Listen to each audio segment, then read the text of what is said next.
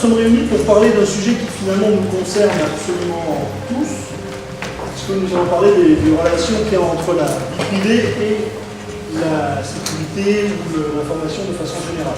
Notre objet aujourd'hui est plus de discuter de quelle en est la limite et de ce qui est acceptable ou pas en fonction de cette liberté. On est dans un processus d'irréversibilité de la technologie. La technologie fait partie de la vie quotidienne, elle se développe de plus en plus, elle devient de plus en plus invisible et elle est irréversible. On ne va pas renoncer aux cartes bancaires, on ne va pas renoncer au téléphone portable. Donc déjà c'est un fait, il faut déjà en avoir conscience. Après, est-ce que c'est une menace ou non pour la vie privée? C'est l'éternelle question. La technologie en tant que telle, elle n'est pas dangereuse, c'est toujours l'utilisation qui en est faite.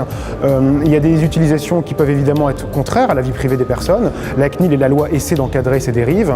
Après, il faut que les personnes soient parfaitement informées et parfaitement conscientes des risques qui sont induits par l'utilisation des nouveaux outils. Donc réellement, il faut que les gens aient conscience, il faut qu'ils puissent se positionner par rapport à un certain nombre d'outils qu'ils utilisent tous les jours. Contrairement à une idée reçue, la fraction d'infractions de type hacking, piratage, etc. Dans les affaires que nous traitons est très faible, parce que les gens s'imaginent que l'on ne traite que des affaires de piratage, de hacking, de phishing, de farming, etc.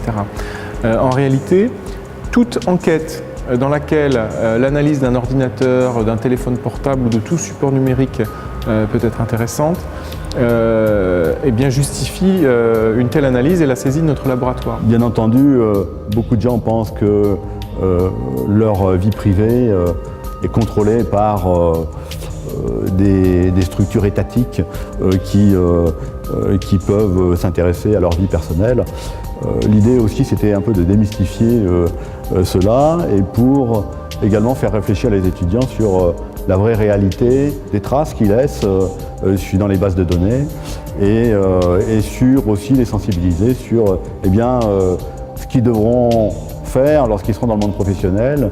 Je dirais, ils devront être à l'écoute de ce qui se passe et certainement faire attention aux informations de leur société pour éviter pourquoi pas, de mettre sur Internet des informations qui concernent leur société à la vue de tout le monde et probablement de ceux qui cherchent de l'information. À la deuxième conférence qu'on a pu voir cette journée, on avait les réseaux de botnet qui nous étaient présentés. En s'introduisant sur un système vulnérable, on pourra ensuite ajouter des bots à notre réseau de botnet. Et par la suite, on pourra lancer donc des attaques avec les systèmes infectés.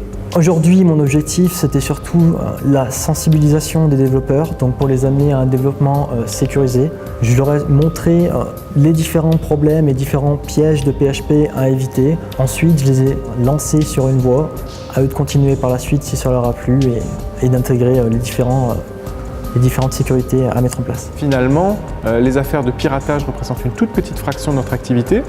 Et que bien évidemment, les requêtes qui nous sont adressées sont en perpétuelle explosion au regard de l'utilisation de ces technologies numériques dans la vie quotidienne.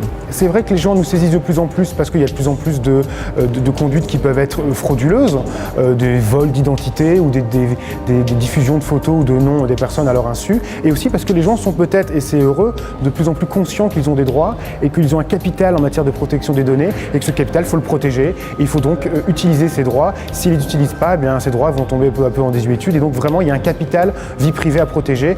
Et tant mieux, si on est saisi de plus en plus de plaintes, c'est dans un certain sens un bon signe. La technologie évolue beaucoup plus vite que la législation et donc il faut en permanence que les citoyens soient informés, soient sensibilisés pour qu'ils puissent appréhender au mieux ce que peut leur apporter la technologie et pour appréhender également, les risques qui sont attachés à cette technologie.